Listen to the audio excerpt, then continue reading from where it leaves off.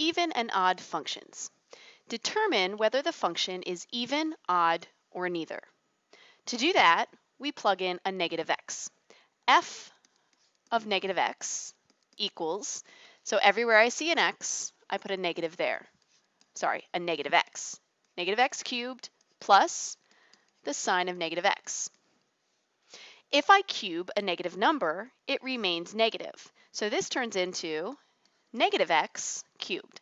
There is a difference between these. Think of your order of operations. The sign of negative x. So let's think of perhaps our unit circle.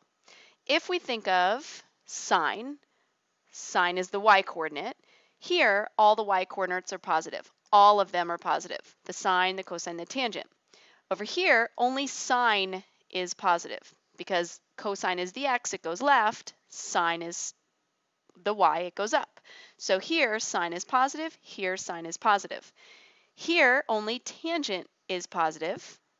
Here, only cosine is positive. So if we're thinking of sine is positive here, sine is positive here. This is for sine.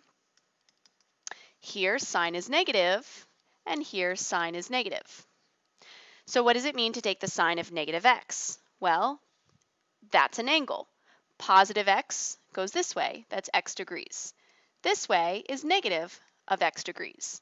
So if I do positive, it's positive. If I do the negative, it's the negative.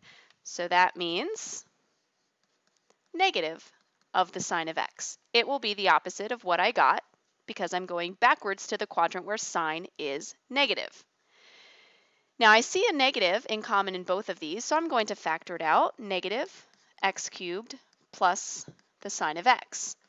Notice that x cubed plus the sine of x is the function I started with. Therefore, what I have is the negative of f of x. When f of x, negative x equals the negative of f of x, I have an odd function.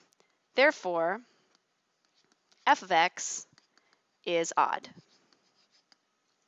Remember that when f of negative x equals f of x, then the function is even. And if neither of those things happen, then it's neither even nor odd symmetry.